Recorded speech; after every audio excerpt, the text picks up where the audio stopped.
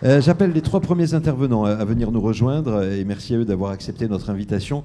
Alexandre Cardino, Linda Arcelin et Yacine Gamri-Doudane, merci à vous de vous installer. Un petit mot du programme pour vous dire simplement qu'on a pris soin pour le confort de tout le monde d'avancer d'un petit quart d'heure la reprise de l'après-midi. Pardon d'empiéter un tout petit peu sur le showroom, mais on commencera bien à 13h45 cet après-midi. Si vous allez sur Google Play, alors pardon pour ceux qui sont sur iPhone, mais si vous êtes avec un Android, il y a un jeu auquel vous pouvez participer tout au long de cette journée avec des lots très gourmands. Je vous en dirai pas plus, mais des lots à gagner. Donc vous allez sur Google Play, vous avez une application à télécharger, Jeux Innov 2017, des monuments patrimoniaux de La Rochelle à découvrir. Et si vous le faites assez vite, vous avez des lots à gagner, ce qui vous permet de découvrir également ce jeu qui est breveté par Soud, qui fait partie de Valconum. Voilà, donc sur Google Play, vous téléchargez Jeux Innov 2017. Merci à nos trois intervenants donc, de nous avoir rejoints. Yacine Gamri-Doudane, professeur de l'Université de La Rochelle, spécialiste des objets connectés et directeur du L3I, donc évidemment très impliqué dans cette journée Innov 2017. Alexandre Cardino, responsable des nouvelles formes de mobilité chez l'assureur Allianz. Merci d'être avec nous également. Et Linda Arcelin, qui est professeure de droit à l'université et chargée de mission transformation numérique et droit ici pour cette université. La protection des données, et le président Augier en disait déjà quelques mots, c'est évidemment l'enjeu fondamental. Le citoyen connecté que je suis est déjà un peu inquiet, Linda Arcelin, pour ne rien vous cacher. Alors rassurez-moi, est-ce que mes données sont protégées? Est-ce que ma vie personnelle est en danger ou pas? Allez-y. Oui, ça marche. Faut pas paniquer, hein, c'est la première chose. Alors c'est vrai que le juriste, il intervient souvent après les informaticiens, après les concepteurs, pour dire oh là là, attention, là vous pouvez pas faire n'importe quoi parce que vous utilisez des données personnelles, voire des données sensibles. Donc on intervient souvent en guise de garde-fou. Alors ce qui peut faire peur, c'est effectivement dans les objets connectés la manipulation en temps réel des données personnelles, notamment des données sensibles, des données de santé, en temps réel, avec une facilité presque déconcertante. Donc peut-être qu'on parlera des multiples possibilités des informaticiens. Et ces données sont bien sûr appréciables pour les assureurs. Alors il existe déjà aux États-Unis un suivi par objet connecté du comportement à risque des clients, vous en avez peut-être déjà entendu parler. Si le comportement à risque est avéré, la police d'assurance peut augmenter. Alors on n'a pas ça, nous en Europe. Alexandre Cardino vous parlera peut-être tout à l'heure de l'assurance comportementale qui permet, avec d'autres critères, hein, je crois, mais qui permet d'adapter la police d'assurance. Alors, il y a plusieurs points qui peuvent être plusieurs questions. D'abord, au niveau de l'assurance, est-ce que cette individualisation de la police par rapport aux données que je transmets ne contredit pas le principe de mutualisation des risques? C'est une question qui peut être posée. Et puis, il y a des questions éthiques également, avant d'être des questions juridiques. Les questions éthiques, par exemple, avec l'ensemble des objets connectés que nous pouvons utiliser dans notre vie quotidienne. Imaginons une personne qui est en surpoids ou en obésité et dont le pèse-personne, le frigo, le podomètre, tout sera connecté et on relèvera un comportement à risque de la personne pour sa santé. Est-ce que c'est techniquement possible, mais est-ce que la porte du frigo ne se bloquera pas ou alors est-ce qu'on ne le fera pas un peu plus courir? Bon, éthique également, dans le sens où on parle beaucoup d'un droit à la déconnexion, mais est-ce qu'il y a aussi un droit à la non-connexion?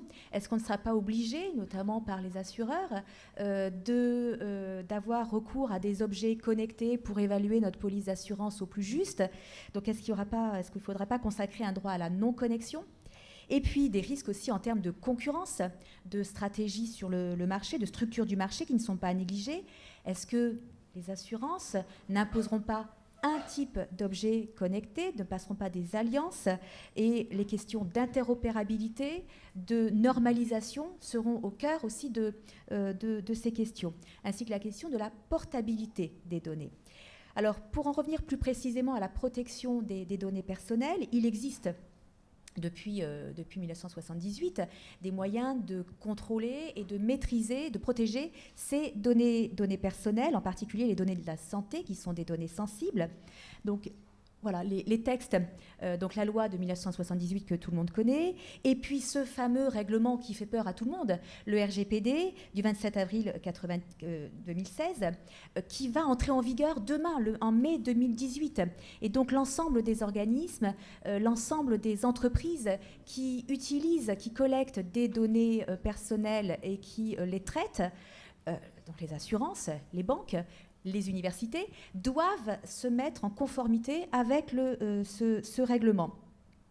Alors, le règlement, il reprend des principes de base pour l'individu de maîtriser ses données, le consentement, c'est peut-être le maître mot, le consentement, le droit d'opposition, le droit de rectification, le droit à l'oubli, on parle de droit à l'effacement aujourd'hui dans le règlement, et puis il y a un droit qui est tout nouveau, c'est celui de la portabilité des données. Alors c'est une mesure qui s'est voulue pro-concurrentielle pour que les individus puissent changer d'opérateur, d'entreprise beaucoup plus facilement. Et ce droit à la portabilité des données, il est déjà en vigueur en France, puisque la loi pour une république numérique d'octobre 2016 a anticipé ce qu'avait prévu le règlement. Alors, il n'y a pas encore les conditions d'application prévues par les règlements, les décrets, mais ce droit à la portabilité me semble essentiel aujourd'hui dans le domaine financier, à l'heure où on parle de mobilité bancaire, de mobilité en termes d'assurance.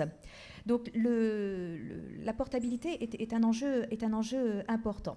Alors, de manière générale, le RGPD, le règlement de 2016, est un véritable défi pour les entreprises qui ont de nouvelles obligations très lourdes. La charge de mettre en place un délégué à la protection des données personnelles qui sera obligatoire dans des organismes et dans les entreprises qui assurent un suivi régulier et systématique des données personnelles, les assurances, et notamment quand on traite les données de santé. Elles seront tenues de constituer un registre qui aura pour vocation de recenser un certain nombre d'informations, les traitements mis en place, les catégories de données, les objectifs poursuivis, les finalités du traitement, les acteurs, les flux engagés dans le traitement de ces données. Donc il y a un travail assez important. Et ensuite, d'évaluer les risques dans des études d'impact sur la protection des données, ce qu'on appelle le PIA, l'acronyme en anglais Privacy Impact Assessment. Donc un PIA qui peut être très lourd aussi à mettre en place, et puis ensuite un suivi tout au long du processus pour vérifier qu'il n'y a pas de violation des données à caractère personnel. Alors j'insiste sur le RGPD, la démarche sera différente à partir de mai 2018. Sous l'impulsion européenne, c'est vraiment le schéma européen. Aujourd'hui, la responsabilité, elle est dans les entreprises. Il ne s'agit plus de dire « je vais mettre en place un traitement, je demande l'autorisation à la CNIL, c'est elle qui va me dire oui ou non ». Ce sont les entreprises qui doivent évaluer le risque qu'elles font peser aux individus dans la protection de leurs données personnelles. Et c'est pour ça qu'on parle de défi du RGPD. C'est la charge administrative, le coût financier est vraiment assuré par les entreprises ou les organismes comme l'université. Je crois que je suis dans les temps. Vous êtes parfaite Linda Arcelin. Merci beaucoup. Merci. On va certainement revenir sur tout un tas de choses, évidemment, parce que cette notion de délégué, cette notion effectivement de transfert de responsabilité juridique dont vous venez de parler, finalement de la CNIL aux entreprises. Oui, c'est ça qui est tout nouveau. Vraiment nouveau. Qui existe dans d'autres domaines, mais qui a été transposé dans le domaine des données personnelles. Et est-ce qu'on a de quoi former des personnes dans les entreprises aujourd'hui pour qu'elles puissent assumer ce type de responsabilité ? À La Rochelle, oui. Voilà, à l'Université de La Rochelle, oui. Oui. Merci Linda Arcelin, vous restez avec nous évidemment. Yacine Gamri-Doudane, professeur de l'Université de La Rochelle, justement spécialiste des objets connectés sur Internet, de l'IoT, et directeur du L3I. On a vu ce contexte général en termes de droit avec Linda Arcelin actuellement. Difficile de le faire en 7 minutes, mais merci d'avoir réussi Linda Arcelin. Monsieur Gamri-Doudane, vous, sur ces objets connectés, la banque et l'assurance, on a intitulé la table ronde « Un futur commun plein de promesses ». Qu'est-ce que nous réserve cet avenir? Parce que pour l'instant, Madame Arcelin, elle m'a dit que Monsieur Cardino allait m'empêcher d'attraper le Nutella dans ma buanderie, ce qui m'inquiète un peu. Oui, moi j'irais sur non, elle a plutôt dit que Monsieur Cardino ne pourrait pas le faire en Europe. Ce qui est bien, oui, grâce au RGPD. Ouais. Mais grâce si au RGPD. Ne déménagez pas aux États-Unis. Ça sera une autre histoire. Après, nous, l'avenir commun, on le voit sur plusieurs aspects. Donc le premier, en parlant de protection des données personnelles, donc aujourd'hui, le droit nous protège l'utilisateur de l'utilisation potentielle par des entreprises qui, elles, vont se mettre, vont s'adapter à la réglementation. Donc cela m'inquiète peu. Ce qui pourrait être inquiétant, c'est que des personnes malveillantes utilisent nos données. Donc aujourd'hui, les objets connectés, c'est pour la première fois dans la vie de l'informatique où on a des ordinateurs, parce qu'un objet connecté est un ordinateur, qui sont construits, qui sont moins puissants que les générations précédentes, parce que c'est des tout petits ordinateurs. Et aujourd'hui, on les protège peu. Et comme on les protège peu, on peut se faire attaquer sur ces ordinateurs-là. On peut juste donc, leur faire des choses qu'on n'a pas envie. Il y a eu une attaque aux États-Unis il y a quelques années sur des frigos connectés. Les gens sont arrivés, ils ont mis leur frigo, ils l'ont connecté à leur Wi-Fi. Quelqu'un s'est amusé à éteindre le frigo et le congélateur, donc, de 2h à 5h du matin toutes les nuits. Donc c'est une attaque pour s'amuser ou pour créer un désordre particulier. Et donc aujourd'hui, sur la protection des données personnelles, quelqu'un pourrait aussi récupérer vos données et mettre sur Internet les périodes où vous n'êtes pas chez vous, par exemple. Donc protéger les données personnelles, c'est également protéger leur utilisation par des personnes mal intentionnées, qui eux, de toutes les façons, le font dans un but hors la loi. Donc, et ça, un des éléments communs qui peuvent être mis en place avec les assurances, c'est que les assurances pourraient réfléchir à protéger mes données. Ouais. Quelque chose sur lequel on a travaillé, donc je vois Patrick Simon ici au deuxième rang, avec un boîtier qui pourrait, comme aujourd'hui, certaines assurances vous proposent d'installer chez vous un dispositif de télésurveillance ou autre. Votre police d'assurance, supposons elle est à 200 €, on vous dit à 160 €, elle descend à 160 €. 145 € pour le boîtier, pour l'assurance, et 15 € pour ce boîtier-là. L'assurance a moins de risques, vous ne vous ferez pas voler. Vous vous ferez moins voler, donc elle réduit votre police, vous êtes gagnant, vous avez 20% de réduction à la fin. Donc ça, c'est quelque part, l'assurance pourrait protéger. On parle toujours, qui va payer la sécurité des objets connectés? L'utilisateur pourrait la payer, mais en gagnant de l'argent via justement ce monde de l'assurance. Donc ça, c'est un premier modèle économique, donc pour rejoindre juste la protection des données personnelles. Après, les objets connectés, ce n'est pas que les données personnelles. Dans l'avenir commun, il y a un potentiel énorme offert par les objets connectés. Monsieur Cardino va nous parler de la conduite connectée. Je ne prendrai plus mes ronds-points sans passer en deuxième, sans ralentir 100 mètres avant le stop, parce que je sais que ma police d'assurance sera moins chère. Et j'ai accepté de prendre cela, ma police d'assurance sera moins chère, mais je me comporterai bien, donc je serai moins à risque, c'est bien pour moi, c'est bien pour les autres. Donc ça, M. Cardino en parlera mieux que moi. On peut faire ça aussi pour la domotique, pour protéger sa maison.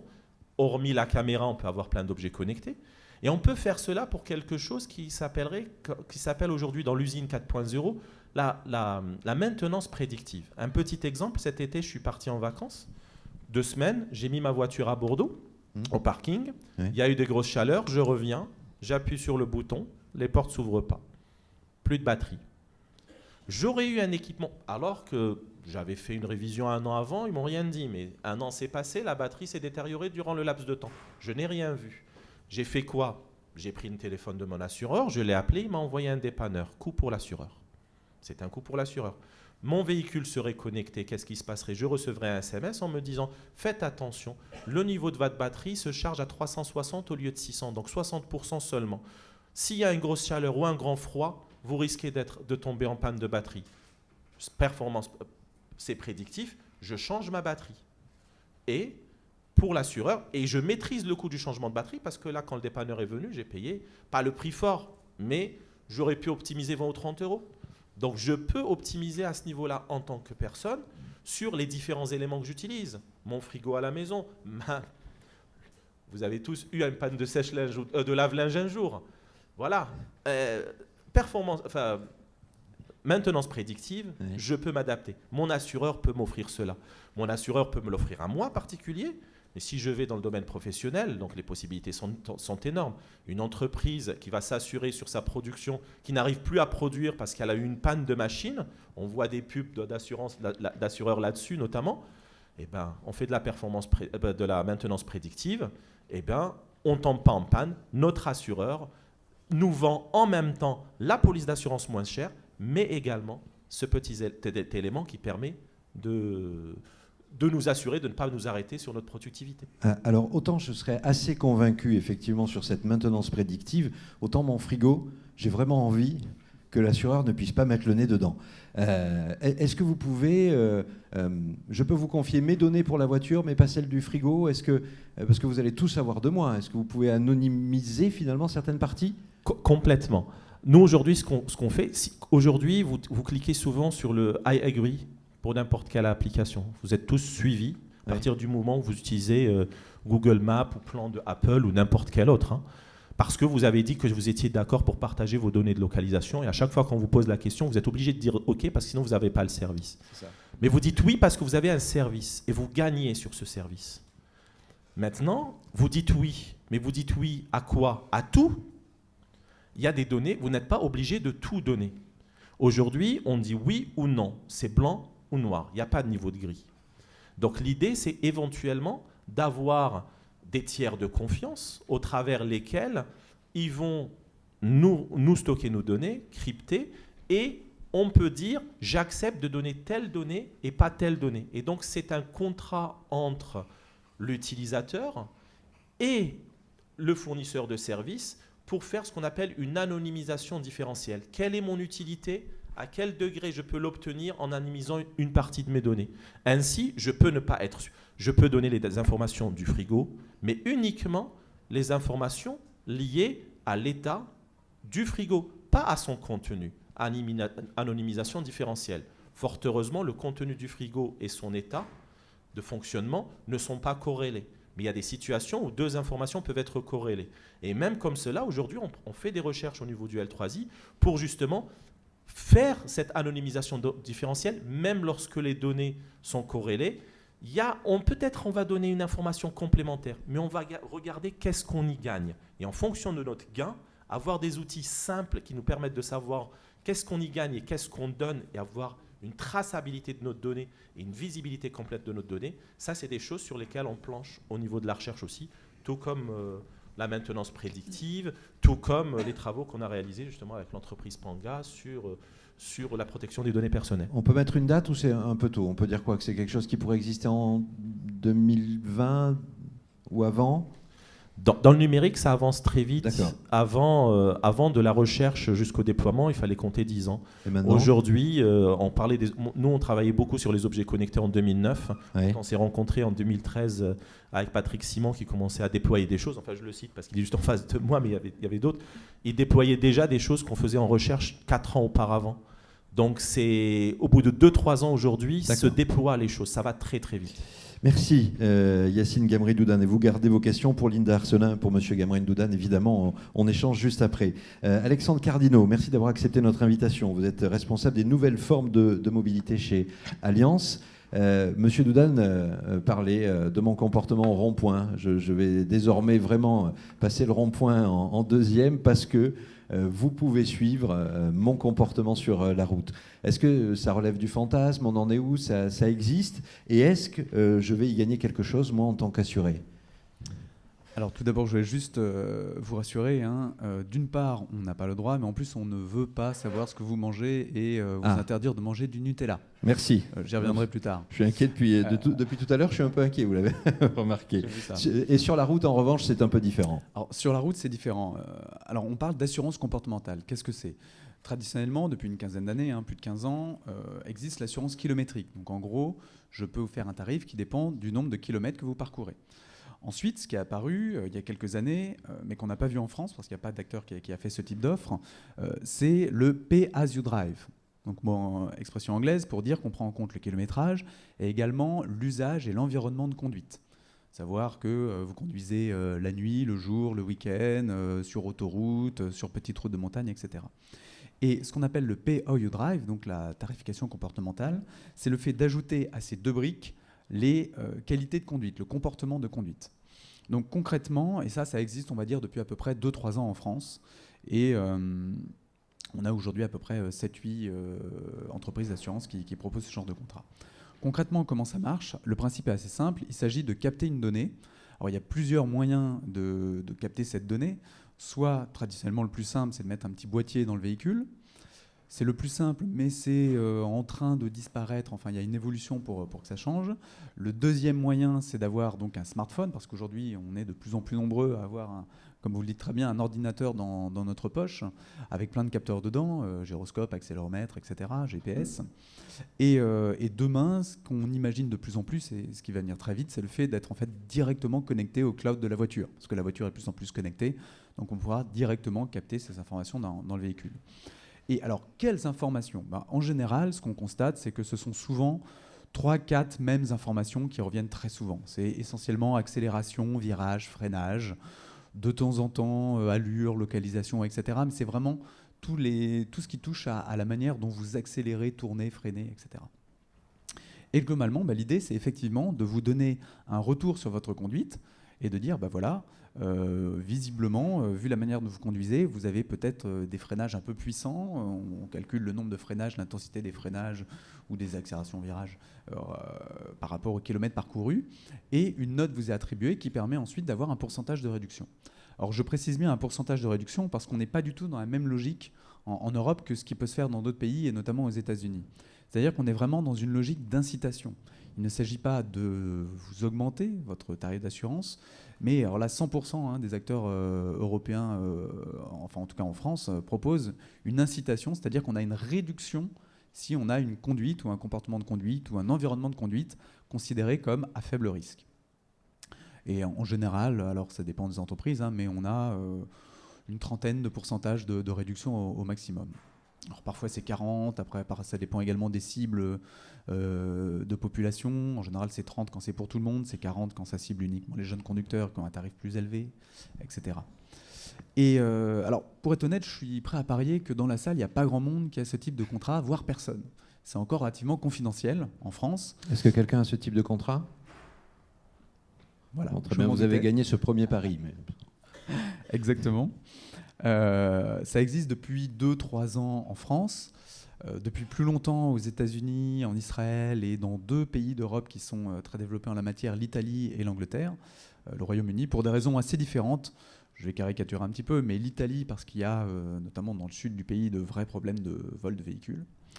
Et en Angleterre parce que certaines habitudes de vie et d'alcoolisation des jeunes, notamment le week-end, font qu'il y avait vraiment des tarifs quasi prohibitifs pour les jeunes conducteurs qui avaient moins de 2 ans de permis. Ils payaient 4 000 € par an d'assurance automobile.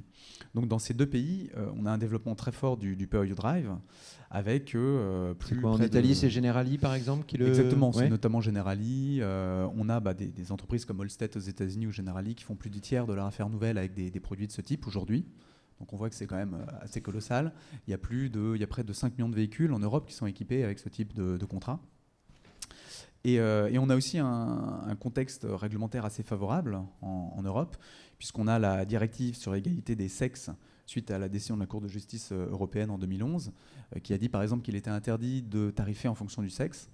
Et alors c'est un des rares cas où l'égalité des sexes se fait au détriment de ces dames, puisqu'elles bénéficiaient de tarifs inférieurs parce que, n'en déplaise aux messieurs, elles conduisent beaucoup mieux que les hommes et ont moins d'accidents. On verra, une fois que le véhicule sera connecté, on verra si c'est vrai ou pas. Ah oui, ça fait toujours réagir. Si ça se développe autant dans les autres pays, c'est que les consommateurs y ont des bénéfices importants, j'imagine.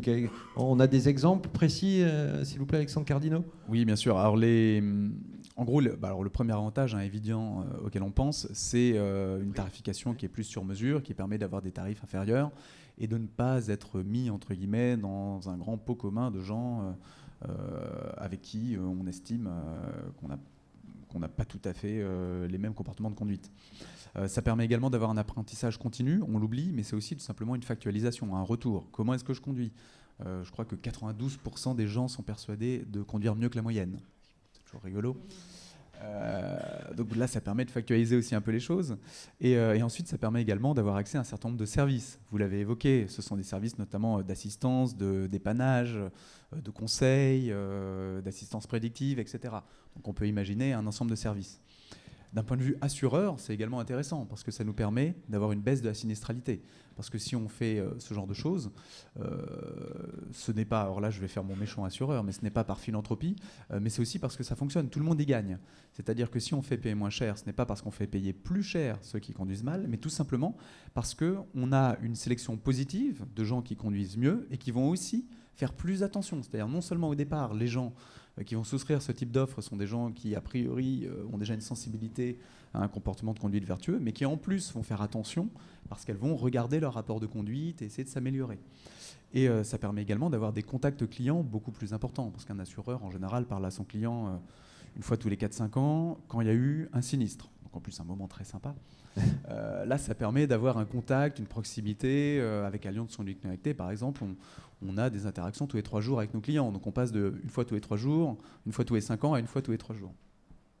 Et pour la société en général, en plus, ça permet d'avoir une prévention routière positive et plus acceptable quand on met une incitation financière à la clé, plus acceptable que mettre 1000 gendarmes ou 1000 radars supplémentaires sur les routes. Est-ce que ça veut dire qu'au Royaume-Uni, en Italie par exemple, où c'est déjà installé, juste en un mot, on sait déjà que ceux qui ont ce type de boîtier ou de connexion de leur voiture ont moins d'accidents ? Oui, tout à fait. Et on le constate aussi en France, on voit qu'il y a une baisse de la sinistralité. Merci beaucoup.